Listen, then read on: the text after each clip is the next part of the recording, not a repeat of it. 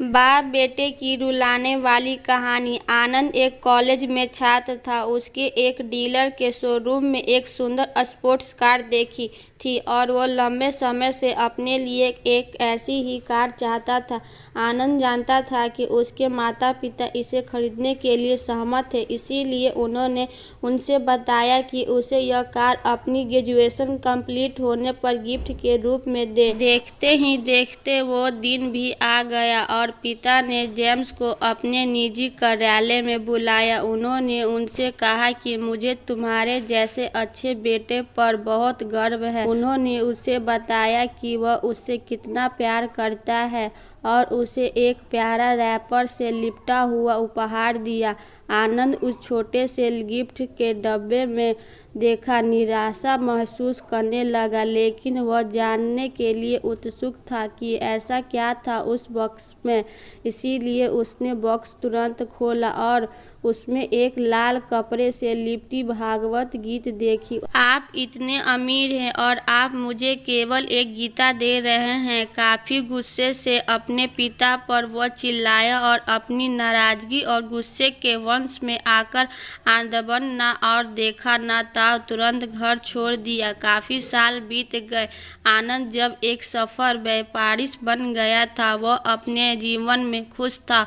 उसकी शादी हो चुकी थी और उसके 2 बच्चे थे। उसका परिवार एक सुंदर घर में रहता था, लेकिन उसके पिता के साथ टूटे रिश्तों के कारण उसकी आत्मा अभी भी आहत थी।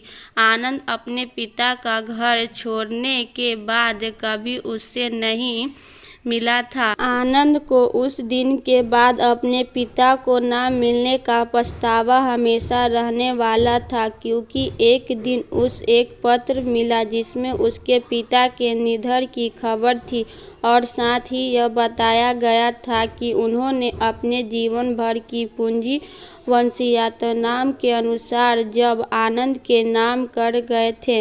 अपने पिता की सारी संपत्ति विरासत में मिली तब आनंद अपने पिता के घर पहुंचा और कुछ महत्वपूर्ण कागज की तलाश करने लगा और गलती से उसे वहीं भागवत गीता का उपहार लिपटा हुआ मिला, जिसमें देख उसे फिर उसी उदासी का एहसास हुआ।